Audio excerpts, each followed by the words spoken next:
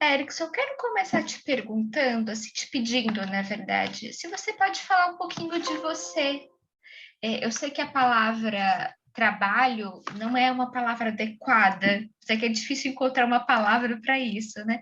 Mas que você É. pudesse falar um pouquinho da tua experiência, o que você está fazendo hoje. Ah, pois não. Então, na verdade, eu sou pastor já há 34 anos. Nesse período de pastorado, durante 20 anos eu dirigi igreja e esses outros 14 anos eu trabalhei especificamente com capelania hospitalar. Na verdade, desde o primeiro ano de ministério, o meu primeiro ministério foi em Ponta Grossa. Eu já era voluntário lá de capelania hospitalar e capelania prisional. Eu também ia ao presídio para prestar assistência religiosa aos encarcerados, né? No caso, assim, da hospitalar, eu tinha uma interação maior com o que eu fazia, talvez por uma questão de empatia com aquele tipo de trabalho. Claro. Eu ia também na carcerária, até um pouco antes agora do início da pandemia, eu estava indo na carcerária, mas sempre assim, não como coordenador de equipe, de voluntários, essas coisas assim, mas como um voluntário de música. Eu toco violão, eu toco sax, então geralmente tanto a música no sax como no violão, ela é muito bem-vinda, seja no ambiente de capelania militar, hospitalar, carcerária ou mesmo escolar. E de todas essas capelanias que eu já ajudei de uma forma ou de outra, como voluntário, a que eu sempre tive muita identificação, desde o primeiro ano lá, na época que eu fazia a faculdade teológica também, foi a hospitalar. E a hospitalar, ela tornou-se, assim, digamos, 100% parte da minha vida, há 14 anos atrás, quando abriu uma vaga de capelão batista, que a minha igreja é a igreja batista, né? Essa vaga abriu no hospital evangélico. A capelã que trabalhava lá, ela saiu, foi atuar num outro campo, né? E aí eles me convidaram para participar. Interessante que na época eu já era voluntário no evangélico. Então, aquilo que eu fazia uma vez por semana, eu acabei fazendo todo dia. Só que assim, como voluntário, eu atuava na área de música. E depois que a gente cantava, tocava para o paciente, geralmente a gente podia conversar um pouco com ele. E alguns pacientes não queriam conversar, outros queriam conversar até bastante, né?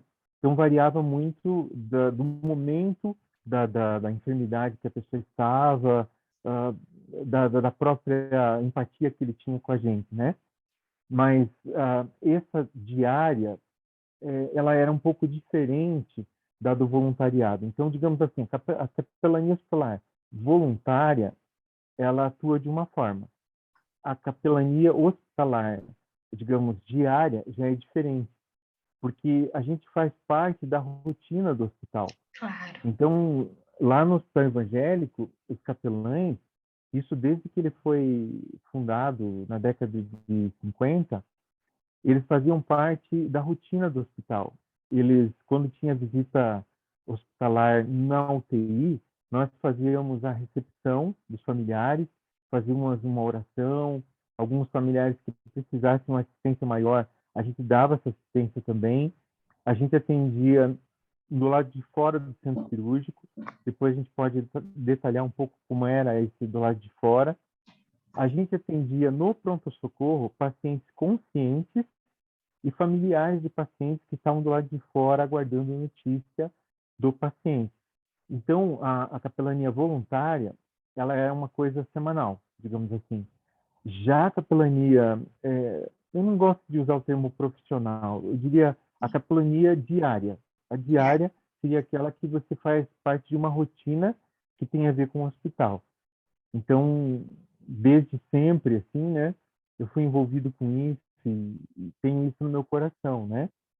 E só para fechar esse primeiro momento, eu ia morrer disso, porque eu peguei Covid no hospital, numa dose assim, muito alta, uma carga viral muito potente, logo no começo da pandemia. E essa carga foi tão forte que eu cheguei a perder 95% da capacidade respiratória. Nossa. Fiquei na UTI 2 semanas, entre a vida e a morte, em coma. E quando eles já estavam partindo para digamos assim, um tratamento mais, mais agudo, né? Que eles iam fazer aqui agora me deu um branco, A que é tracostomia. a traqueostomia, isso. Quando eles iam fazer a traque, eu comecei a voltar. Daí não precisou fazer a traque. Talvez eu estivesse já na traque se eu não voltasse, né? Então, assim, eu ia morrer mesmo lá. Ia morrer. Porque eu estava atuando quando eu peguei e dias depois eu estava atuando quando eu internei e quase não saí mais, né? Isso é bem difícil mesmo. Hoje já está fazendo 16 anos que você trabalha, vou usar a palavra que você usou, né, para não usar profissional, dia a dia, exercendo capelania dia a dia. Isso, isso, isso. E a capelania não foi encerrada durante a pandemia? Como é que ficou funcionando? Ela mudou um pouco a forma de atuação. Então, por exemplo, nesses 2 anos de pandemia, deu 2 anos já? Deu, Aham. deu 2 anos. Foi de 2020 a 21, 2021 a 2022, março de cada ano, né? Então, deu 2 anos já. Nesses 2 anos, como a gente não podia entrar e ter contato com os pacientes, porque podia ser contagioso, né? A gente começou a atuar muito na área de capelania assistencial. Então, desde que começou a pandemia até agora, a gente supre para o paciente internado tudo que ele precisa, o paciente principalmente de SUS. A gente supre ele com roupa, supre ele com remédio, supre ele com fralda, supre ele com medicação, supre ele com apoio à família do lado de fora. A gente faz contato com eles através da videoconferência, seja por WhatsApp, seja por Zoom, a forma que a família adotou lá, né? Melhor. E hoje, inclusive, agora há pouco, eu saí do hospital evangélico, que a gente levou uma doação grande de fraldas que a gente conseguiu, né? E a gente levou para entregar para o pessoal queimado lá. Então, assim, ela continuou, não parou de ter, só que com bastante restrição, né? Claro. Eu vou às perguntinhas, agora que eu já me ambientei um pouco mais. A tua carga horária é 40 horas semanais? Então, no tempo que eu trabalhava no hospital, inclusive, digamos, eu não gosto desse termo, mas eu era capelão profissional porque na carteira de trabalho, o meu registro é capelão hospitalar, né? É, na verdade, eram 8 horas diárias. Nós fazíamos um plantão a cada 15 dias, um plantão que durava 12 horas, e nós ficávamos, em média, 8 horas no hospital. Uma carga horária E isso dentro, extensa. isso, batendo cartão na entrada e na saída. Agora, no caso da gente que era capelão, assim, como é que eu vou explicar isso para você sem criar nenhuma dificuldade? O capelão de coração, a gente dizia, e tinha os capelães que eram profissionais. Os capelães de coração, eles não estavam muito presos ao horário. A gente estava preso à necessidade do hospital. Claro. Então, muitas vezes, a gente precisava ficar além do horário. E esse além do horário, a gente não recebia por essa carga horária, né? E geralmente o departamento de RH do hospital compensava essas horas com dias de folga, Entendi. sabe? Mas eu tinha colegas assim que dava 8 horas, ele ia lá, batia o cartão e ia embora. Claro. Mas isso, digamos, era obrigação dele, né? Mas eu achava assim que não, que eu estava ali, eu não ia deixar uma família chorando e ir embora com a família chorando, né? Porque deu o meu horário, né? Então, isso tinha a ver um pouco também com vocação. Eu diria assim que nem todos os religiosos são vocacionados para a capelania hospitalar. Nem É. todos são para a capelania carcerária. Eu não sou para carcerária, eu sou voluntário lá, né? Eu já fui voluntário na capelania educacional, que é feita em escola. mas eu não tenho vocação para trabalhar em escola. Então, eu acho que tem muito a ver com a vocação também. Claro. Vou fazendo das perguntinhas, tá, Erickson? Tá. Para você, o que é saúde e o que é doença? Então, a saúde, eu acredito assim, que ela tem a ver com o trabalho que a gente fazia lá no evangélico, que era olhar o homem, a mulher, o homem sentido genérico, né? Homem e mulher. Era o ser humano, né? Melhor. O ser humano como um ser integral. Então, saúde para mim é a pessoa estar bem física, emocional e espiritualmente, no meu entendimento. E doença é a pessoa estar numa dessas áreas ruim ou nas três, porque acaba que uma caminha com a outra, né? Claro. E se fosse para a gente conceituar a doença? Eu diria assim, que seria um estado ruim, um estado negativo de uma dessas áreas do ser humano ou das três juntas. Ok. Para você, o que é religiosidade, espiritualidade e religião? Ah, sim.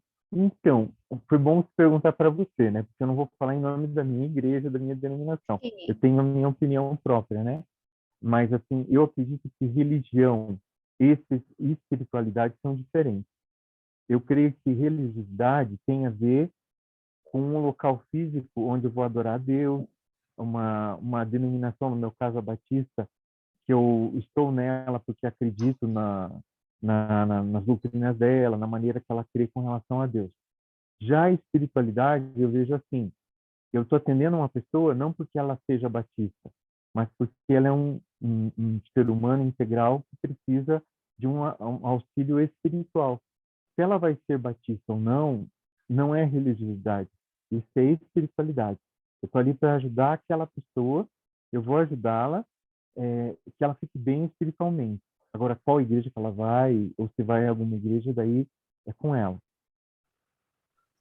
Sim. Porque É, quando falavam assim, você vai fazer assistência religiosa, dava-se ideia de que eu, como pastor, vou atender uma pessoa da igreja que eu atendo. Eu não vejo assim, eu vejo que a assistência espiritual é para quem estiver ali. Mesmo que ele seja uma pessoa que professa, a, como chamam, o kardecismo, ou mesmo a Umbanda, Candomblé, e ele quiser que eu dê uma assistência para ele espiritual, eu dou. é exatamente, Erickson, isso que eu vou te perguntar agora, assim. Como é que você lida com as diferentes crenças religiosas, assim, que seja dos pacientes, que seja dos familiares? Como acontece isso? Então, o paciente consciente e o paciente, como chama, é, eu diria que o familiar é um paciente também, sabe? Se for analisar, ele é um paciente. Porque muitas vezes o parente do paciente, ele está enfermo também. Então, se a gente olhar ele como uma pessoa problemática, é um tipo de abordagem. Se a gente olhar ele como uma pessoa que está enferma porque o parente está enfermo já há muito tempo, vem toda uma história e tal, então eu vejo que tanto o parente como o paciente, independente de fé ou religião, eu vou dar uma assistência espiritual para ele. Tinha muitos que diziam assim, olha, o senhor pode até conversar comigo, mas eu sou ateu, eu não creio na existência de Deus. Eu dizia assim, tudo bem, mas você acredita que você tem um espírito? Ah, eu creio que sim. Eu falei, então, se eu puder fazer bem para o seu espírito, eu fico aqui. Se eu não puder, eu posso sair. E geralmente eles deixavam eu ficar com ele. Você nunca teve problemas, ou isso, pelo menos, ou poucas vezes, de pessoas que não quiseram o serviço da capelania por diferentes crenças, ou te questionaram qual é a sua congregação? Na prática, tem um pouco embate em relação a isso? Tem bastante, tem bastante, tem bastante. Porque, na verdade, aí que vem aquele termo que eu te falei, né? Da minha conceituação. Tem muitos religiosos que fazem assistência hospitalar religiosa, né? E eles vão lá pregar religião. E a gente que dá assistência hospitalar espiritual está lá para levar conforto espiritual. Eu vejo que a motivação é diferente. E esses que têm essa motivação, geralmente eles dão com o rosto no muro, sabe? Porque o pessoal, o pessoal embate ali e vira discussão, e você sabe que você também é psicóloga, é, naquela fase da doença que ele está com revolta, ele não deixa a gente nem entrar no quarto, quanto mais falar com ele, né? Porque você é contratado, e eu sei que a palavra não é certa, mas às vezes falta uma palavra adequada para isso, né? Você é contratado pela Congregação Batista, mas, Então, na verdade, não, pode falar. mas você acredita, não sei se a palavra também seria essa, ou você faz uma capelania espiritual, não religiosa. É isso? Eu estou entendendo certo? Aham, isso mesmo. Porque assim, ó, hoje eu sou pastor, capelão, hospitalar aposentado. Eu estou no time dos vovôs aposentados, né? Então, mesmo sendo aposentado, eu continuo atuando, porque isso me impede de atuar como voluntário. Então, eu fui capelão no evangélico, né, durante 6 anos. Aí, quando o hospital faliu, que infelizmente ele foi vendido, né, por problema financeiro mesmo, né? Nós fomos mandados embora, não por motivo nenhum especial, e a Igreja Batista ela me chamou para ser representante dela nos hospitais. E ela me remunerava para isso, mas não como profissional, igual o evangélico, mas como um voluntário que eles davam uma ajuda. Mudou a forma de encarar. Eu não era um funcionário da Igreja Batista. Eu era um colaborador que estava ali para ajudar, né? Na verdade, assim, hoje, como eu sou aposentado, pastor aposentado, capelão aposentado, eu não tenho nenhum tipo de remuneração em função disso. Mas eu já tive, na época que eu era representante da Igreja Batista e na época que eu fui funcionário do Evangelho. E mesmo neste período, era uma capelania espiritual. Era. Inclusive, os meus chefes, graças a Deus, né, e o conselho missionário que me regia na época, eles sabiam que essa era a minha convicção. E eles me aceitaram assim mesmo. Perfeito. Porque eu falava para eles assim, eu dizia que eu ia falar de Jesus, de Deus, da Bíblia, para eles, não da Igreja Batista. E que se a proposta era que eu falasse da Igreja Batista, eu, eu ia embora sem mágoa deles, sem nada. Em que momento, porque hoje, como você disse, você não é mais profissional, e aí é a palavra que a gente está usando com muitas ressalvas, né? Mas Sim, sim, você exerce um trabalho voluntário de coração. sim, sim, É, sim. hoje, em que momento que você é convocado, que você é chamado? Você vai fazendo visitas de ala em ala, quarto quarto, ou você vai especificamente em algumas pessoas? Assim, ó, é, nesse momento de pandemia, a gente está fazendo via celular, via tablet. A gente não está podendo entrar no hospital. Ah, você não está entrando ainda no hospital. Não, eles não deixam. Eles não deixam. Assim, a única coisa que eles estão deixando é a gente fazer a musicoterapia com os pacientes. Seria você chegar no corredor, você chegar no pátio do hospital, na entrada ou na saída do hospital e cantar as canções para eles e lá do lado de fora falar algumas palavras de conforto para aqueles doentes que estão escutando através da janela ou que estão em pé na janela. Que eles vêm para a janela. Quando a gente começa a cantar, eles vêm tudo para a janela. Os que podem se locomover, eles vão até a janela. E ali eles recebem esse apoio. Por causa da pandemia, como eu amo de paixão esse trabalho, eu estaria todo dia lá dentro, mas não pode. Claro. Apesar que hoje eu fiquei com a sequela de um pulmão só, né? Eu tenho um pulmão só, por causa do problema que eu tive no hospital, né? Covid. Ma- Mas eu amo tanto, eu acredito tanto nesse trabalho, a Erika sabe porque a gente compartilha esse amor, né? que mesmo com um pulmão só, eu estou lá. Mas hoje, de forma online. Porque eles não permitem estar pessoalmente. Claro. E como é que é o acesso de você aos pacientes e à família de forma online? A família é mais fácil do que a família, a gente pode conversar na recepção, do lado de fora, né? Eu tenho atendido muita gente lá de fora ou na recepção do hospital, né? Presencialmente. Família, presencialmente. Aham. Agora, o paciente não tem como ser pessoalmente, não dá. E aí, Não dá, porque... quando tu faz online com um paciente, geralmente é pedido de quem? Quem Como é que chega para Ah, sim. você? Então, aí tem um segredo da profissão, não. Mas um segredo da vocação, vamos chamar vocação, né? Um segredo da vocação é que se o paciente não pedir, você não deve atender. Se é o pai que está pedindo, se é a mãe que está pedindo, se é o irmão que está pedindo, não é o paciente que está pedindo. Aí eu digo assim, quando ele pedir, eu estou à disposição. Ele tem que querer. E vocês sabem, você que é da área de psicologia sabe, que o paciente tem que querer. Senão não adianta marcar horário e levar ele lá, né? Claro.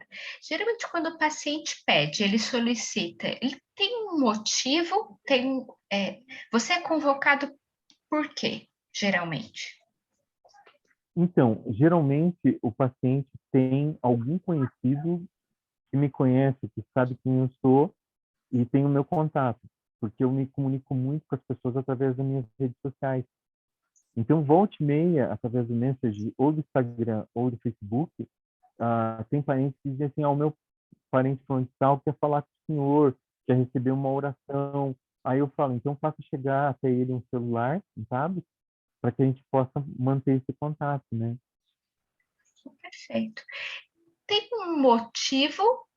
Eles alegam um motivo? Preciso conversar com você por ou não? É, sim, geralmente assim, ó. Quando eles estão revoltados, eles não chamam. Isso porque a minha mulher que disse assim que eu sou o pastor que sempre cheirou a ovelha, né? Eu tenho um cheiro de ovelha no corpo, assim, né? Mas então eu conheço bem eles, né? Eles não aceitam chamar a gente quando eles estão deprimidos ou quando eles estão revoltados. Eles só aceitam chamar a gente quando eles querem barganhar a, a, a oração em troca da cura, né? Ou porque eles sentiram que eles estão partindo e eles precisam desabafar com alguém. Claro. E daí que vem aquela parte que eu te falei que não é religioso. Porque teve muito católico que na hora da morte pediu para falar comigo e consciente que eu não era padre, mas que era pastor, e ele precisava desabafar e receber o meu perdão para poder descansar. Claro.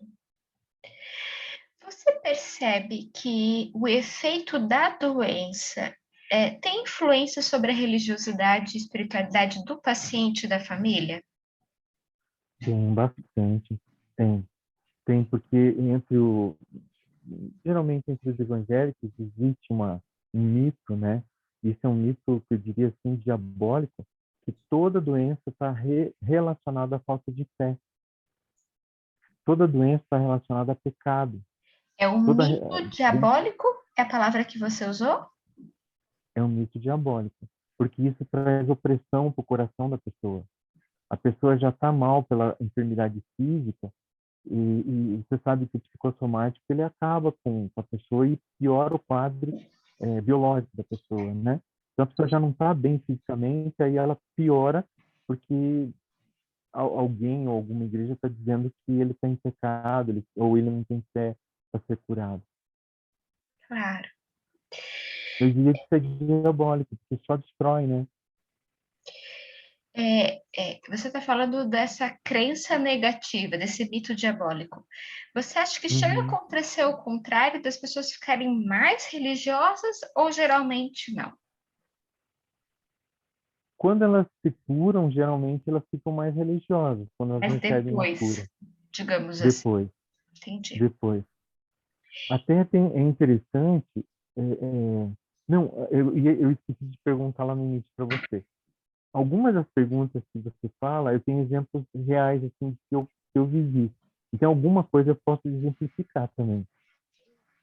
Uma situação real. Sim.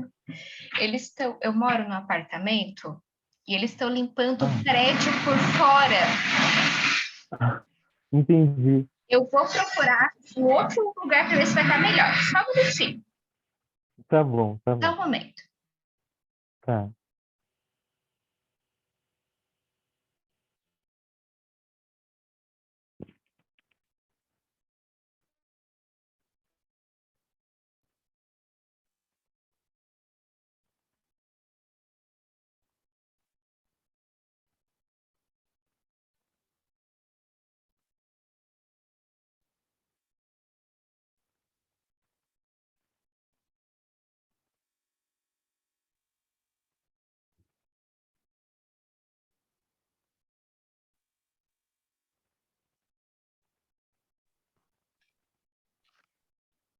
Oi, Erickson, vamos continuar. Oi.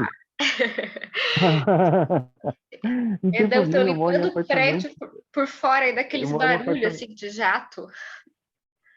Eu moro em apartamento também. Ah, você sabe o que eu estou falando, então.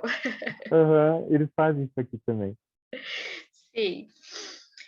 É, você estava falando, a gente estava falando do efeito da doença, né? E aí você me falou Uhum, dos exemplos. isso, Eu adoraria. O isso. que você acha que cabe de exemplo será muito bem-vindo? Então, tinha um senhor e ele era de uma igreja, não vem ao caso o nome da igreja, e ele sabia que nós éramos músicos, os voluntários lá. E ele me chamou para tocar um hino, uma música para ele. E ele tinha um colega de quarto. E eu fui lá para levar esse apoio espiritual através da música e em seguida sempre a gente fazia uma oração com a pessoa. Então, quando eu entrei para fazer essa música para esse cidadão, do lado dele tinha um outro senhor. E esse senhor, a hora que eu entrei, ele falou assim: toque para ele e não fale comigo porque eu não gosto de vocês. Ele foi muito objetivo no que ele estava fazendo. É, até Aí eu falei grosseiro. assim, exatamente. Aí eu falei assim, olha, se for lhe incomodar muito, eu até nem toco aqui, porque eu não quero agredir o senhor. Daí ele falou assim, não, pode tocar para ele aí, porque ele acredita nessas coisas, mas eu não quero saber disso. Tá. Aí eu olhei para ele e eu achei interessante que ele só tinha uma perna, ele não tinha as duas pernas. Então, eu vi aquilo assim como na rejeição dele, na grosseria dele, ele está pedindo socorro para mim, sabe? Ao mesmo tempo que ele me rejeitava, ele estava dizendo assim: eu não acredito nisso, porque eu tenho uma situação, eu tenho um problema e Deus não me ajudou, vocês não me ajudaram, alguma coisa assim. Aí eu toquei a música para aquele senhor, né? Fiz uma oração por ele. E antes de fazer a oração, eu falei para aquele outro senhor que me rejeitou, né? Ele disse assim: olha, senhor, independente do senhor querer ou não, eu tenho o direito de orar pelo senhor. Se o senhor não quiser que eu ore pelo senhor, tudo bem. Mas aqui eu vou orar por esse cidadão aqui e vou pedir para que Deus abençoe o senhor também. Aí ele falou: então pode fazer. Daí eu fiz a oração e tal. Quando terminou a oração, eu me despedi dos dois e saí para o corredor. Quando eu estava no corredor, a enfermeira veio atrás de mim e disse assim: um dos senhores que o senhor acaba de visitar está chorando, o senhor tem que voltar lá. E quem estava chorando era o que tinha uma perna só, o que havia me rejeitado. Aí eu falei assim: por que o senhor está chorando? Aí ele falou assim: porque eu era de igreja e fizeram umas coisas erradas comigo, nunca me visitaram e tal coisa. E agora eu estou com um problema de diabetes muito grave e não me procuraram, não fizeram uma oração por mim, eu estava com revolta, e eu vi que você me respeitou, apesar de eu estar te tratando mal. Eu queria que você fizesse uma oração por mim, que amanhã eu vou fazer uma cirurgia, eu vou ter que tirar outra perna, porque necrosou a outra perna, né? Putz. E eu tô com muito medo. Ah, Eu falei assim, claro, claro, eu quero sim. Daí eu peguei, toquei a música que ele conhecia, que ele gostava, e quando terminou, eu falei assim: você quer entregar toda essa dor, toda essa tristeza que você está passando aí para Jesus? Porque amanhã você vai fazer a cirurgia. Eu gostaria que você dormisse essa noite, e dormisse em paz, não por efeito de droga, mas que você estivesse tão bem que você dormisse a noite toda. Claro. Aí ele chorando falou assim: eu quero sim, faça essa oração por mim. Daí eu fiz a oração, ele disse assim: eu entrego para Jesus isso e tal. E naquela noite, ele dormiu a noite toda, inclusive sem medicação. E Olha, ele incomodava, ele xingava as enfermeiras, ele chamava de madrugada, mas ele estava espiritualmente, ele estava legal. Fisicamente, não. Ele tinha que amputar uma perna. Aí eu falei assim: amanhã, depois do almoço, eu volto aqui, porque eu quero ver como é que vocês estão, né? E eu quero tocar uma música aí diferente, uma música de alegria, porque vocês vão estar melhor. Mas, então tá bom. Aí no dia seguinte, eu voltei lá, levei o meu instrumento, né? Na hora que eu entrei no quarto, só estava aquele senhor primeiro que havia me chamado. O sim, que havia me rejeitado, e depois foi amputar a perna, não estava, né? Aí eu falei assim: olha, nós estamos orando para aquele senhor que fez cirurgia e tal. Como é que foi? Ele falou: olha, ele dormiu a noite toda, não incomodou, não chegou ninguém. As enfermeiras estranharam a atitude dele, perguntou que bicho que mordeu ele e tal. Mas ele ficou bem. Daí eu falei: que bom, graças a Deus. E quando é que ele volta para o quarto? Aí ele falou: olha, pastor, hoje de manhã, quando ele fez a cirurgia, ele morreu no centro cirúrgico. Ele faleceu. Aí eu falei: mas puxa, ele faleceu. Daí ele falou assim: não, mas fique em paz. Porque ele saiu daqui sorrindo, ele saiu daqui cantando do quarto. E eu, quando fui para fora, né, pro corredor, eu disse assim: meu Deus, mas que derrota. Ontem esse homem entregou a vida para Deus, hoje ele morre e tal. E eu estava assim, um pouco nos meus pensamentos, né? Porque a gente tem claro. comunhão com Deus, fica ali meio questionando e tal, né? A enfermeira chegou para mim e disse assim: o que aconteceu? Eu contei para ela. Ela disse assim: olha, fique tranquilo, porque ele morreu em paz, ele morreu bem tranquilo. E tudo que você fez e aquele outro senhor fez com ele no quarto ajudou muito. Então fique em paz, que ele espiritualmente ele estava super bem. Então entra dentro daquilo que eu te falei, não da religiosidade, porque ele Claro, estava cansado de religiosidade. A igreja dele o havia rejeitado, a igreja dele não o acompanhava, aquela coisa toda, né? claro. Mas espiritualmente ele foi restaurado, sem ir a uma igreja. Ele não foi a igreja nenhuma, mas ele foi restaurado ali. Eu não sei qual é a igreja que ele ia, não perguntei, não quero saber também. Claro, Mas eu achei muito significativo aquilo, sabe? O sim. fato de estar espiritualmente com uma necessidade, né? E se eu fosse discutir com ele, assim, doutora, se eu fosse discutir com ele, eu ia discutir religiosidade. Porque as igrejas nem sempre podem, o pastor nem sempre pode visitar, não sei o quê. Não era isso que ele precisava. Ele precisava de conforto espiritual, que é Perfeito, diferente, perfeito. né? Como já aconteceu isso, ah, ah, só concluindo essa pergunta, senão daí eu vou. A minha filha disse que eu converso bastante, né? Eu sou prolixa, mas só concluindo, assim, esse ponto em si, eu dei assistência para um senhor antes e depois da cirurgia, e esse senhor, ele era frequentador de um terreiro de Umbanda. E quando ele saiu do hospital, ele mandou me chamar porque ele queria dar um abraço no pastor. Daí eu falei assim: você sabe quem que você está abraçando, né? Ele falou: sim, eu estou abraçando um pastor e um amigo. Então Ah, eu acho que a ideia é essa, né? claro, que lindo dessas histórias. E você acredita que tanto o diagnóstico quanto o prognóstico do paciente, de alguma maneira, influencia, na religiosidade e espiritualidade ou na assistência espiritual?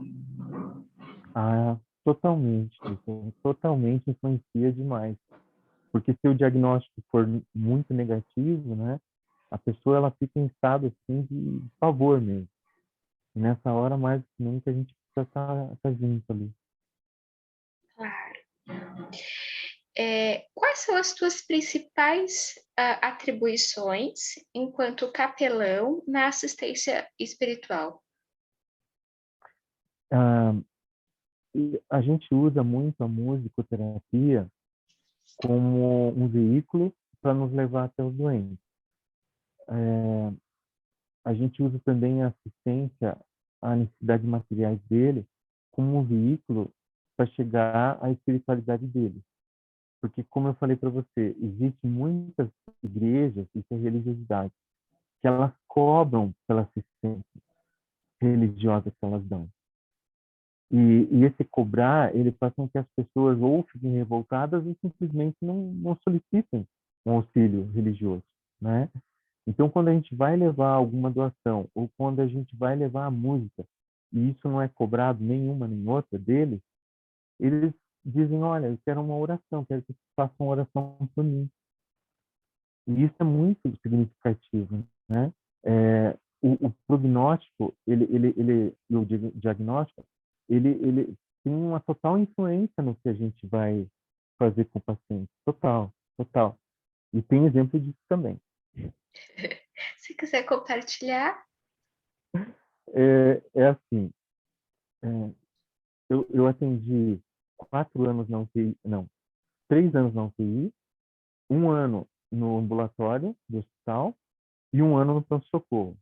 Eu diria que esse um ano que eu trabalhei no pronto-socorro foi o melhor da minha vida, porque foi um ano muito, muito, muito de aprendizado, de Deus pegar eu com uma cana, colocar no moedor e passar para eu sair de mim o melhor, assim, né?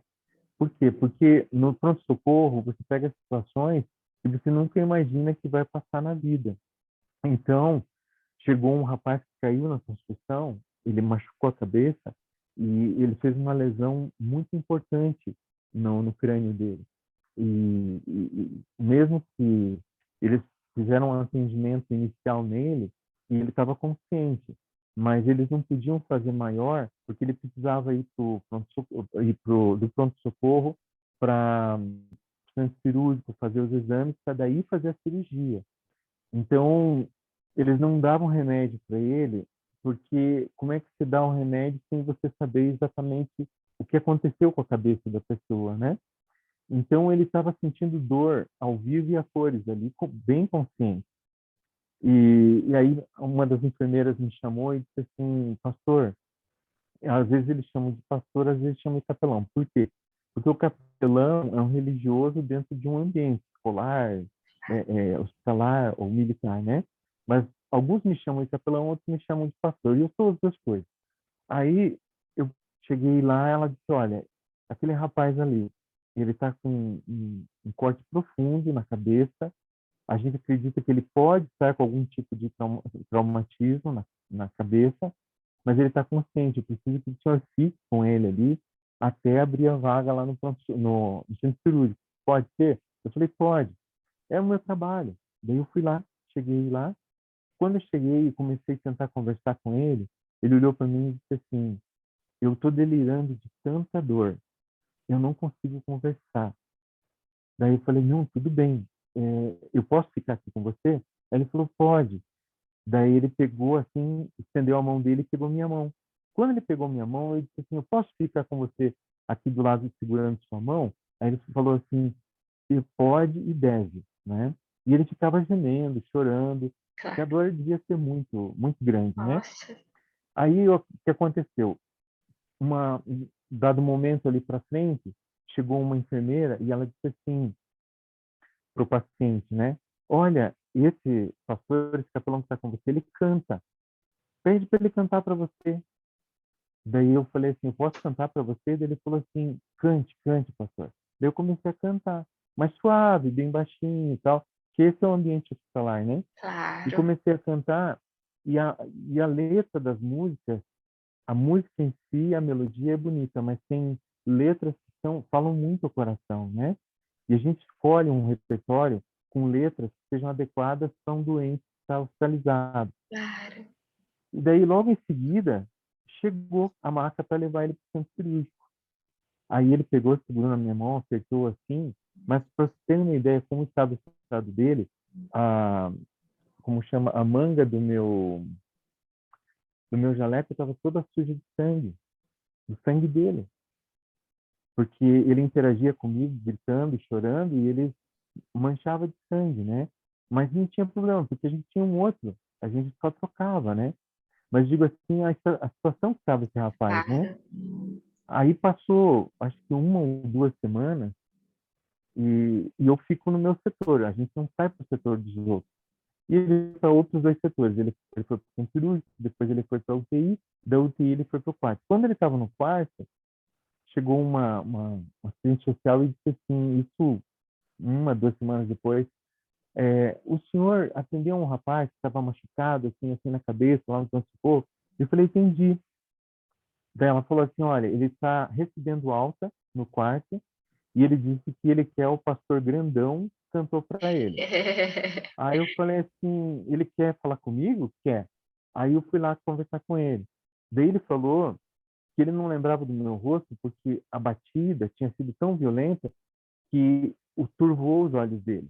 Então ele só via o meu perfil, ele não conseguia ver o meu rosto. E ele falou assim que o pai dele nunca pegou na mão dele quando ele era criança, Olha só. nunca. E que naquele momento ele precisava que o pai dele pegasse na mão dele. E como o pai dele já era falecido, ele falou que Deus me mandou lá para segurar na mão dele. Olha, que lindo. Então, como é que chama? Como é que eu posso dizer? Houve uma ele teve como é que chama? Ele teve um clamor, ele teve uma necessidade e Deus supriu da maneira que era Que possível. lindo. Que lindo. Uma história linda. E como é que você percebe a dinâmica familiar?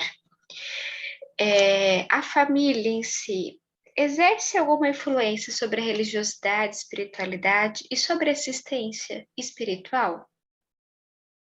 Assim, ela influencia tanto no sentido assim do apoio que a gente dá para ele, como ela influencia também no apoio que eles vão dar para o paciente consciente depois. Claro. Porque geralmente, doutora, eles não estão em condições de dar apoio nenhum para o paciente.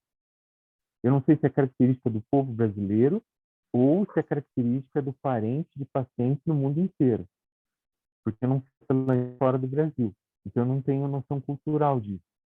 Mas eu sei que às vezes eles mais atrapalham do que ajudam, apesar de que é bom eles irem no hospital, mesmo falando bobagem, de que eles não irem, né? Mas geralmente eles precisam de muita assistência. Nós tivemos o caso de uma menina que se queimou com um narguilé. Olha, eu vou dando as perguntas, as respostas, Por e vou favor. usando, né? E essa menina, ela se queimou com narguilé e a queimadura dela foi numa extensão muito grande do corpo. Foi bem grave, uma queimadura muito grave. Interna, uma queimadura interna. Interna e externa, as duas. Ela teve as duas. E daí a mãe dela e o pai dela, nós assistíamos eles na capela do hospital, porque a UTI ficava do lado da capela. E eu acho que não foram muitos dias, acho que 1 ou 2 dias, não sei quanto tempo foi, a menina veio a falecer, né? Dado ao comprometimento do corpo dela, né? Com a Gravidade, né? queimadura.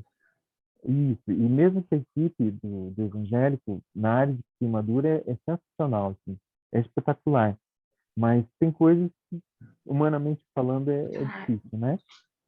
E essa senhora, ela, ela e o marido ficaram tão assim, como chama, mexidos, machucados com aquilo, que eles disseram assim, a gente vai fazer uma coisa bem estranha agora, o senhor permite que a gente faça? Eu falei, o que que era? Nós estávamos no quarto andar, a gente vai subir e descer a escada o tempo todo. A gente vai precisar subir e descer a escada, subir e descer a escada. Eu nunca tinha visto aquilo, mas tudo bem, pode subir e descer. E eles subiram e desceram, desciam e subiam, desciam e subiam, desciam e subiam. Na verdade, doutora, depois, conversando com a psicóloga que trabalhava com a gente, ela falou assim, pastor, eles precisavam extravasar aquilo ali. E Isso foi o no meio que eles, óbito dela. Eles fizeram no isso óbito no da óbito? menina, no óbito, eles precisavam subir dessa escada, é como se uma pessoa dá um grito muito forte e cai aquela tristeza, aquela dor que a pessoa tem dentro, né? A dor que eles tinham ali, eles precisavam subir dessa escada. E a gente não podia, pelo menos era a nossa função essa, deixar de ficar perto deles. Então a gente subia e descia a escada com eles Desejo. também. Subíamos e descíamos o tempo todo. Até que uma hora eles cansaram e disseram assim, bom, chega, pastor, agora a gente não quer andar mais. Aí eles pararam na capela, a gente conversou, orientou o que eles precisavam. Havia vezes que eles começavam a agredir a Deus perto da gente. E eu sempre tive aquele entendimento que Deus não precisa se defender, e nem eu defender Deus. Ele precisava desabafar. Então eu deixava eles falarem o que tem que falar, mesmo que fosse algo que me doesse o coração com Claro. relação à minha fé. Eu deixava eles falarem. E ele é curioso, não teve um desses casos, nenhum desses casos, que depois eles chegaram, todos fizeram a mesma coisa. Pastor, o senhor é religioso. Eu falei tão mal de Deus. Eu vi que o senhor ficava se segurando e o senhor não reagiu. Obrigado pela paciência que o senhor teve. Claro, Porque eles precisavam que alguém escutasse, não claro, julgasse o que eles estavam falando, né? exato. Mas assim, por isso que eu coloquei para você assim, que Deus, através disso, é, moeu muito meu orgulho, moeu muito algumas das minhas convicções, porque a gente vê quando o ser humano está numa situação assim muito extrema, o quanto a gente aprende com isso, a Exato. gente cresce com isso, né? É, é uma das coisas, né? A gente falou de família. E a equipe de saúde? É claro que o capelão deve, né, ou deveria ser constituído parte da equipe. Mas os demais profissionais, que seja limpeza, médico, enfermeiro, técnicos, o setor administrativo, como a equipe, de alguma maneira, compreende a assistência espiritual? Então, na, hoje eu sou voluntário em 4 hospitais. Voluntário de crachá, assim, de ter horário certo e tudo. É, nem todos os médicos vêm de boa valia a presença da gente no hospital. É, nem todos os enfermeiros, nem todo o pessoal da higiene, nem todos os auxiliares técnicos. A maioria, eu diria para você que hoje eles aceitam a presença da gente, a maioria. Mas existe uma minoria que não aceita. Então a gente tem que saber negociar com eles. Uma Ah, das formas como chama, eu diria assim, seria uma das formas mais inteligentes de fazer isso, é a gente ir até eles e perguntar se aquela assistência que eu vou dar àquele paciente vai incomodar ele. Geralmente eles dizem não, pode fazer, porque de certa forma está pedindo um consentimento para ele, que é responsável pelo paciente. Então ele se sente respeitado, porque mesmo não concordando com a ciência religiosa, você como religioso foi lá e pediu permissão para ele para claro. poder fazer a ciência espiritual, vamos dizer assim, né? Então, com esse cuidado, eu tenho conseguido trabalhar até com pessoas que não veem a gente muito bem, assim. Eu entro num corredor, doutora, e se é para fazer todos os quartos ou é para fazer um quarto só, a primeira coisa que eu faço é ir lá no posto de enfermagem e pedir permissão para eu entrar ou não. Aí eles dizem, pode ir, vai lá e faz. A maioria, você acha que é receptivo ou a maioria não gosta muito desse trabalho? Dos funcionários, Isso. eu diria que a maioria hoje é receptiva, aceita, assim. A pandemia mudou muito essa questão deles com a religiosidade. Mudou, eu diria mais com a espiritualidade do que com a religiosidade, porque a gente nem podia ir à igreja nesse período, né? Claro. Então, com a espiritualidade, mudou bastante para melhor. Eles pedem socorro para a gente. Já que a gente está falando de pandemia, você acha que a Covid-19, a pandemia de uma forma geral, influenciou na religiosidade e espiritualidade do paciente e na assistência espiritual?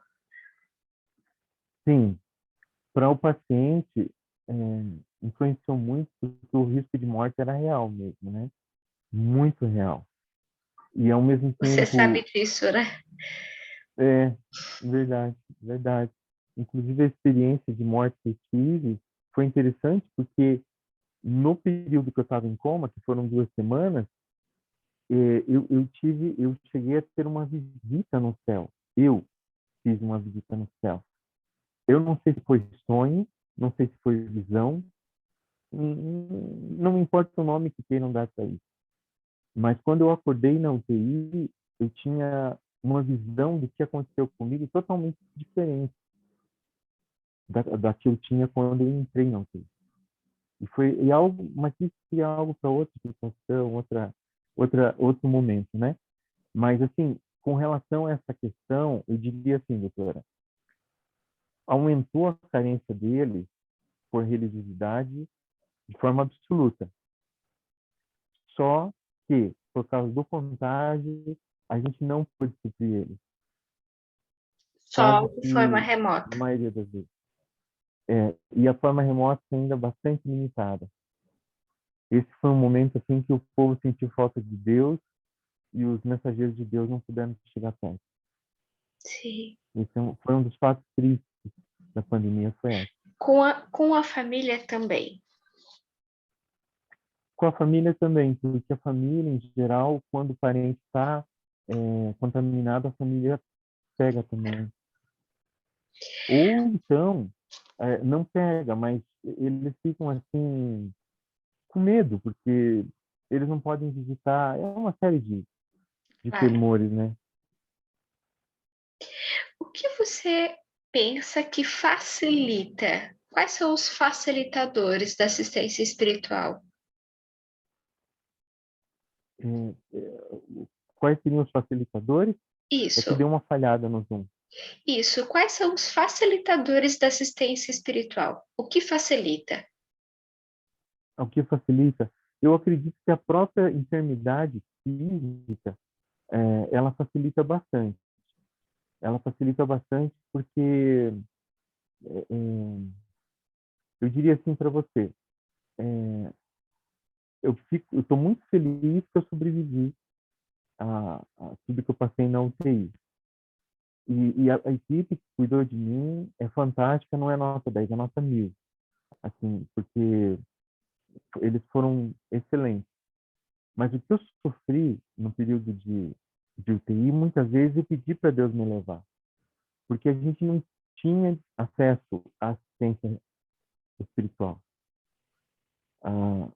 Para dizer que não teve total, eu mentiria, porque uns 15 minutos permitiram que a Erika entrasse na UTI, que eu sou considerado o capelão velhinho de todos os capelães, né? E ela tem um respeito, uma consideração muito grande por mim. Claro. E eu disse assim para ela: o que você está fazendo aqui, sua maluca? Eu estou contaminado, né? Daí ela disse assim: não, mas eu estou toda protegida, né? Mas convivendo com a Erika, você vai ver que ninguém segura a Erika em lugar nenhum. Ela precisou entrar, ela entra mesmo. E ela é uma pessoa assim muito de Deus, a Erika. Eu admiro muito ela. E ela entrou lá para cantar para mim e começou a cantar para mim. E depois que ela terminou de cantar, ela fez uma oração e foi embora. Então, assim, ela conseguiu uma coisa que na época de pandemia ninguém conseguia. Mas ela tinha amizade com as irmãs, né, do hospital, e ela conseguiu. Eu diria assim que são os dois antagonismos, né? A gente tinha de um lado, muita necessidade e essa necessidade não podia ser suprida. Claro. Isso foi bem frustrante, assim. A gente falou dos facilitadores, né, da pandemia de uma maneira, aliás, os facilitadores da assistência espiritual de uma forma geral. E quais são os dificultadores? O que dificulta? Assistência, eu diria que no tempo de pandemia foi essa parte de não poder chegar neles, né? Não poder atuar com eles ali, né? É, outra coisa, assim, que o Covid, ele nos reportou aquela época que a lepra era a hanseníase, né? Era uma doença contagiosa. Então, o fato da gente ter tido essa doença, mesmo depois que eu fui para casa, tinha pessoas que, quando me viam chegar no elevador, elas não entravam no elevador. Isso porque eu já tinha tido há muito tempo atrás, né? Porque a ideia que tem é que uma vez que você teve, você vai ter sempre o vírus para contagiar os outros, né? É muito preconceito. Então, é uma dificuldade social também, sabe? Ah, Ah, de a gente ser rejeitado por ter tido a doença, né? claro. E você acha que teriam outros facilitadores e outros dificultadores para além da pandemia na assistência espiritual de uma forma geral? Ah, sim. Num tempo fora de pandemia, eu Isso. acredito que esse ano já vai voltar esse período. Ela virando uma endemia, né? Ela mudando para uma endemia, eu diria assim, que facilitador vai ser qual? Os médicos, os enfermeiros, os pessoal de limpeza, de laboratório, eles viveram uma experiência que eles nunca vão esquecer. E É. eles hoje são muito abertos para assistência espiritual no hospital. Mudou bastante. Porque eu tenho amizade com eles nas redes sociais, né? Então a gente fala muito e eles dizem assim, a gente não vê a hora de liberar de novo, porque o senhor precisa vir aqui, precisa fazer seu pessoal aqui, eles têm que fazer o trabalho aqui. Então eles estão com... Isso se tornou um facilitador. É, o dificultador, eu diria assim, que é os religiosos entendessem que as pessoas não precisam de religião no hospital. Elas precisam de Deus. Elas precisam de conforto espiritual. Claro. Que esse papo de religiosidade, religião, é, já nós transcendemos essa época já. Hoje a gente precisa de Deus e precisa de espiritualidade. Haja visto lá essa guerra lá na Ucrânia, né? O Claro. meu filho, ele é cidadão europeu, ele, a esposa dele e a minha neta. E eles são fronteira com a Rússia. Então a gente está aqui, mas o coração da gente está assim apertado, né? A gente está acompanhando tudo da guerra porque a região dele ainda não foi afetada, mas se for ele vai ter que fugir de lá, vão ter que Polônia? voar de lá, vão ter que sair de lá. Ele está na E Polônia? gente, não, da Finlândia, eles são Finlândia. vizinhos da Rússia, são vizinhos da Rússia. Então, e ele é cidadão finlandês. Pode ser que ele não possa sair. Se a Finlândia for invadida, ele vai ter que se pôr em armas e ir para o campo de batalha, sabe? É, Então é uma situação assim bem, o mundo está mudando tão rápido, editora, que a gente não claro. sabe, não dá tempo para respirar, né? Uma hora é pandemia, outra hora já é guerra, e assim vai, né? Mas Exato. os facilitadores, eu acho que esses acontecimentos ruins são grandes facilitadores. Sim. E o grande atrapalho para isso, o grande obstáculo para isso é cada um ficar no seu cercadinho, cada um ficar no seu curralzinho, achando que é dono da verdade, achando que eles conhecem religião, que Deus está com eles. Se não mudar isso, a gente não vai poder ajudar ninguém. Vai ficar bem Sim. difícil. É, Isso é um grande atrapalho, isso aí. exato. E se Deus quiser, não vai acontecer, não há de acontecer nada com a Finlândia nem com o seu filho. E que, Amém. e que a Ucrânia passe isso rápido também, né? É, Já teve mas, baixos doutora, suficientes. eles aceitam soldados voluntários, né? E eu sou militar reformado, né? Eu falei para minha esposa, eu disse assim, se meu filho ficar, eu vou lá e vou lutar junto com ele. Porque no campo de batalha tem o capelão militar, né? Sim. E eu posso ser capelão militar lá também. Sim. Então não teria problema. Eu ficaria do lado dele. Há de não acontecer nada. Mas se for, vai ter notícia da gente. É. Quando você percebe que o sujeito, que o paciente, que a sua família esgotou a sua crença, ou quando você acha que por algum motivo a crença precisa ser modificada, como é que você lida com essas dificuldades? Ah, tá. Na verdade, assim, opa, Voltou. parece que caiu. Não, não caiu, voltou, né? Caiu e Isso. voltou. Na verdade, assim, essa experiência que eu tive no hospital evangélico é, e no presídio também, como voluntário, é, fizeram cair bastante essas barreiras religiosas em mim. Então, há muitos anos, isso para mim não é um empecilho. Inclusive porque em 3 hospitais que eu sou voluntário, em 3, os 3 chefes meus são padres. E eu trabalho com eles assim, normal, assim. Eles me dão ordem, eu obedeço e é bem tranquilo. E tanto que um deles, ele é tão amigo meu que eu vou na casa dele e ele vem à minha casa. Então, assim, eu vejo como toda vez que a gente toma a questão como espiritualidade, não há problema nenhum. Toda vez que eu tomo como religiosidade, né? Aí é problema sim. Claro. E aí é problema desagradável mesmo. E daí não dá nem para conversar. Não tem. Mas então, quando eu chego no paciente, eu sempre falo para ele assim: eu não levo a Bíblia. Eu não levo a Bíblia, porque a Bíblia está aqui, aqui e aqui. Quando eu vou visitar eles, eu levo a Bíblia decorada na mente e no coração. Eu sempre falo para eles assim: olha, porque a gente usa um jaleco igual de médico, né? Só que eu mandei imprimir aqui o capelão Erickson, né? Eu falo para eles: olha, eu não sou médico, eu sou pastor no hospital. E eu não vou dizer a igreja que eu sou para você, senão você não vai querer conversar mais comigo. Aí eu já derrubo barreira na Claro. hora. Eles já começam a conversar, sabe? Porque é a questão da espiritualidade mesmo, né? Sim. E se ele não Você quiser, pode falar. não, eu ia concluir. Se ele não quiser, doutor, não tem problema.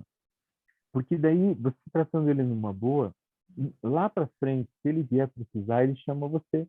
Claro, claro. Você já se deparou com algum dilema ético? Eu sei que é a palavra que a gente já está colocando entre parênteses, mas você já se deparou com algum dilema ético profissional frente à religiosidade e Sim, espiritualidade na assistência espiritual? sim, sim. Sim. Eu sempre, eu sempre tive assim, muito cuidado de respeitar a equipe interdisciplinar. O fato de eu escutar eles não quer dizer que eu seja psicólogo, porque eu não tenho formação em psicologia. O fato de eu prover para eles uma roupa, um sabonete, uma fralda, não quer dizer que eu seja assistente social, porque eu não tenho Claro, formação na assistência social, né? O fato de eu por exemplo, é, é, dar uma orientação para ele, que ele tome a medicação e, no caso do queimado, ele não vire o corpo para outra posição que ele não pode virar, também não quer dizer que eu seja médico ou que tenha formação médica.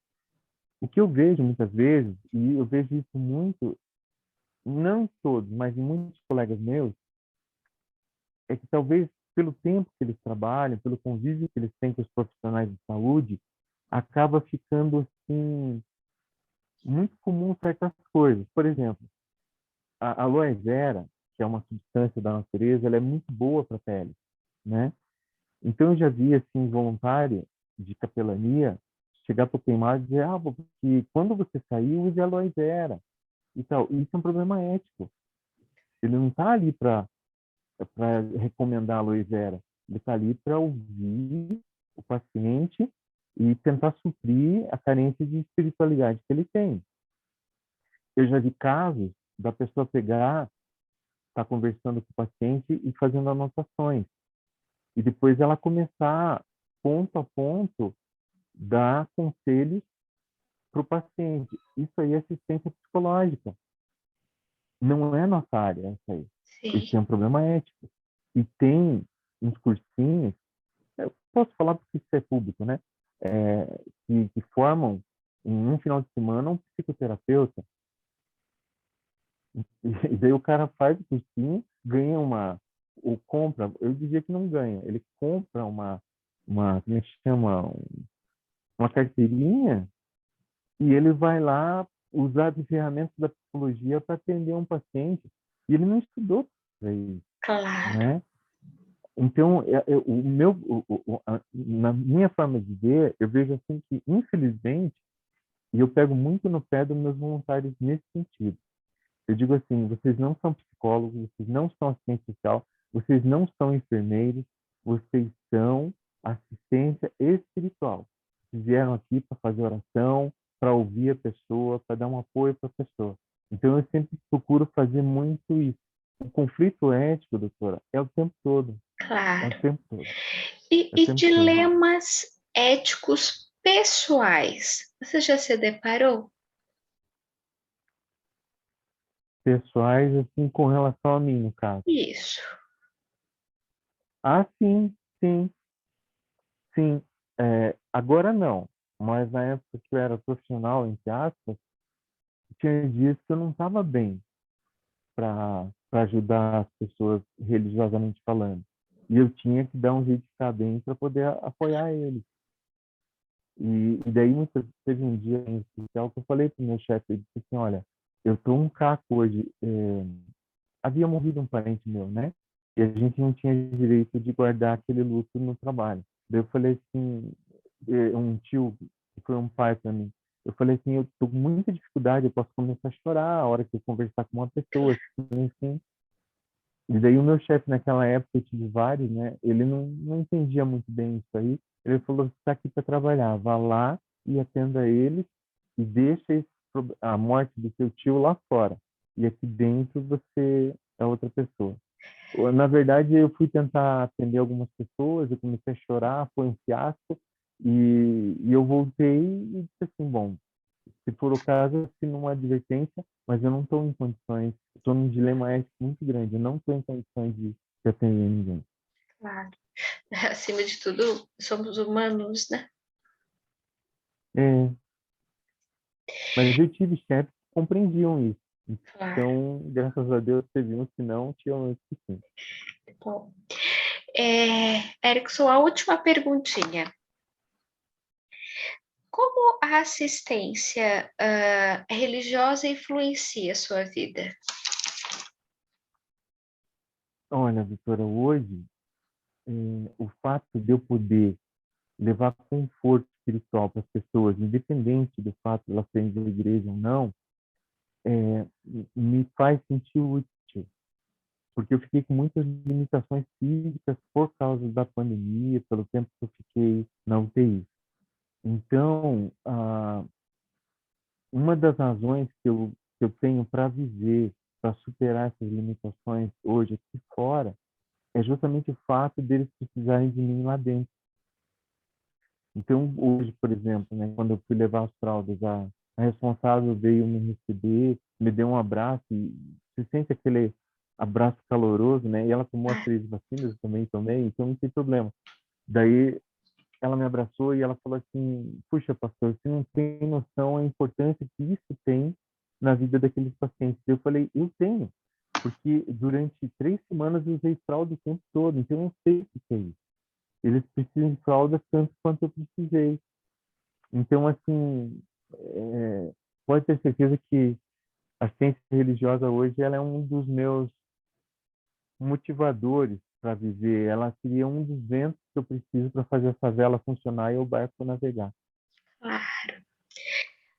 Posso te perguntar, e você responde só se você quiser, qual é Tá. a significação que você deu para esse período que você passou na UTI, enfim, tudo Covid, toda a pandemia que você passou, toda a doença, né? Uhum.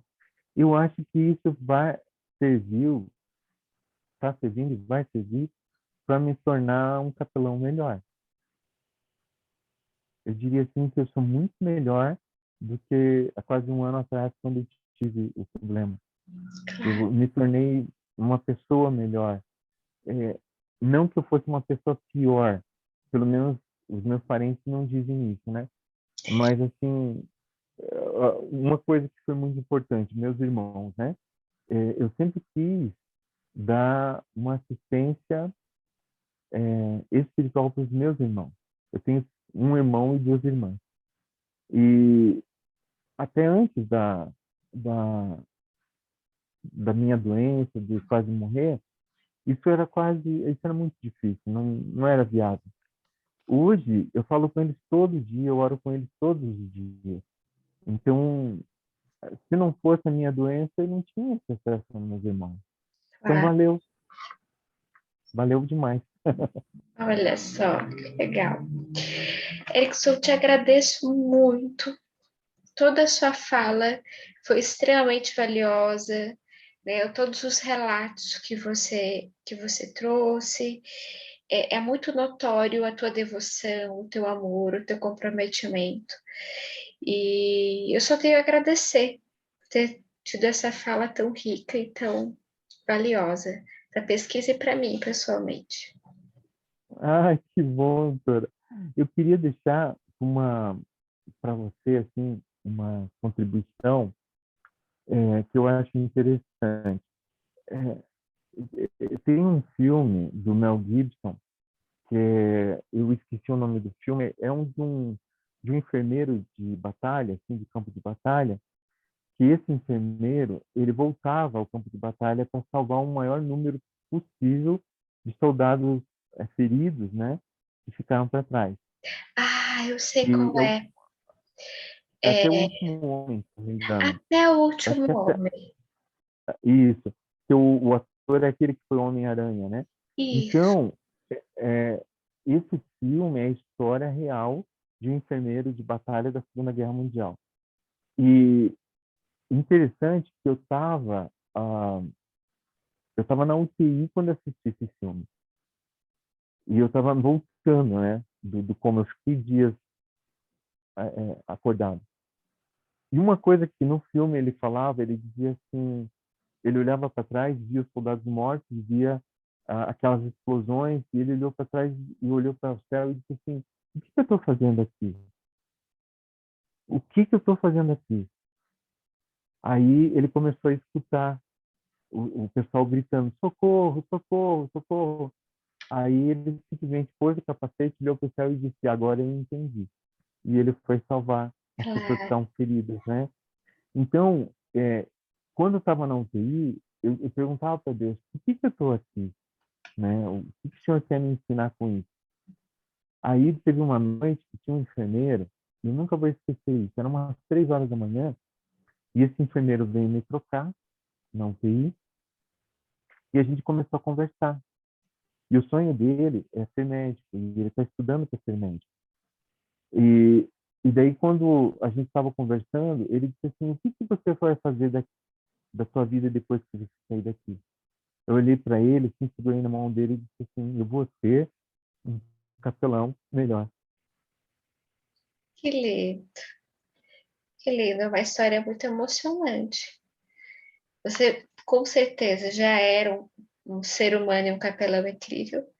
E, sem sombra de dúvidas, tudo que você passou te deixou ainda mais especial. É muito notório, assim, todo o teu carinho, toda a tua devoção. E o quanto você faz com muita ternura. Amém. Que linda, linda a sua história. Fico emocionada de te escutar. Amém. E eu agradeço essa oportunidade, porque é, as pessoas, em geral, não têm tempo para ouvir essas coisas, né? E daí, quando estou conversando com assim, uma pessoa mais nova, como é o teu caso, eu falo assim: você quer escutar uma história de um velhinho? Daí, as pessoas, em geral, gostam de ouvir histórias, né? E eu sempre tenho uma história para contar, né? Então, tem um valor muito bom. Obrigado É, por me emprestar seu ouvido, gravar isso e de alguma forma a missão da gente, né, o exercício dessa missão, contribuir com a tua vida e através da tua tese, do teu doutorado, vir ajudar outras pessoas aí para exato. frente. E a minha, Abrir portas para isso. e a minha bandeira, Erickson, com esse trabalho, que já me comprometo com você, que quando ele ficar pronto, que provavelmente vai ser finalzinho do ano, comecinho do ano que vem, eu vou lhe enviar uma cópia. Tá joia. É justamente levantar essa bandeira da importância da assistência espiritual, sim, como parte constituinte da equipe, porque a gente não fica doente só do corpo. Sim, com certeza. Com certeza. E eu agradeço muito a Deus pela vida das meninas, como você. Por quê? Porque os meninos, eles não são muito dados ao estudo. Então, eu fiz até uma pós-graduação depois do meu curso de teologia, mais que isso eu não fiz. E se não fossem vocês, muitos mestrados e doutorados não existiriam. Então, eu agradeço a Deus porque Deus fez a Eva, porque através da Eva, o ser humano pode estudar mais, porque os meninos não são muito dados ao estudo, as meninas são. Que bom que tem meninas como você que querem estudar, que continuam estudando, que não param de estudar, e depois do doutorado, quem sabe um pós-doutorado, não aqui no Brasil, mas no exterior, né? Seria muito interessante. Eu Muito sonho interessante. com isso, Na Eric. Alemanha, então, na Alemanha e nos Estados Unidos, eu sei que tem, assim, pós-doutorado nessa área de assistência religiosa, sabe? Eles também gostam mais do nome espiritual, eles não gostam muito do termo religioso, sabe? E eu tenho certeza, assim, que se você pudesse fazer um pós-doutorado ou na Alemanha, ou mais especificamente no Texas, ou na Flórida, que é melhor, sabe? Sim. Na Flórida é o Hospital Batista de Miami. Ele é muito bom. E no Texas fica em Dallas, mas o nome do hospital eu não lembro agora. Mas é um hospital também que trabalha muito isso, sabe? Essa questão da religiosidade, da espiritualidade na vida do paciente, sabe? A gente teve palestras com pessoas de lá, então foi muito legal. Que bom que vocês estão indo atrás, estão cavocando, estão aprendendo, estão crescendo com isso aí. Que bom. Eric, eu tive vontade de conversar com você o resto da tarde, porque você é uma pessoa gostosa de vida, aquela pessoa que dá vontade de ficar perto, de vontade de ficar conversando. Pessoa com uma alma muito Amém, boa, com um espírito muito bom. amém, amém. Eu gostaria de fazer uma oração com você. Posso fazer? Ah, Abençoando adoraria. você? Eu sei que essa fase de estudo, ah, a partir do mestrado já é difícil, né? Quanto mais um doutorado, um pós-doutorado, né? Eu tenho um colega, amigão meu, que ele tem mestrado, né? E ele falou assim para mim, eu falei, por que você não faz o doutorado? Ele falou, não, porque no Brasil, se eu fizer um doutorado, fecha um monte de porta para mim. Tem mais porta para mestrado do que porta para doutorado ou pós-doutorado, né? Eu falei, meu Deus, em vez de incentivar, isso inibe a pessoa de fazer, né? Daí ele falou assim, sim, porque eu tenho emprego com o mestrado. Se eu fizer o doutorado ou pós, eu vou ficar desempregado em alguns casos, assim, né? Eu falei, meu Deus, o Brasil é do contra mesmo, é totalmente diferente. É verdade.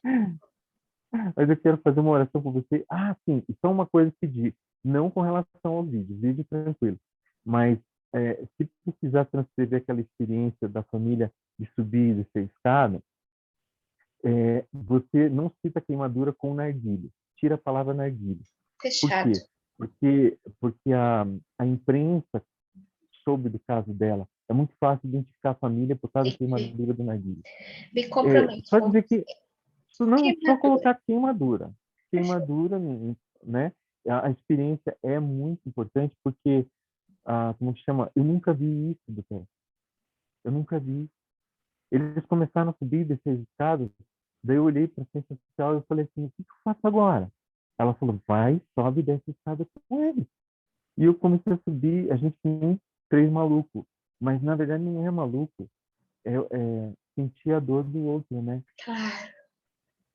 Eu acho que... E valeu, valeu, valeu, valeu.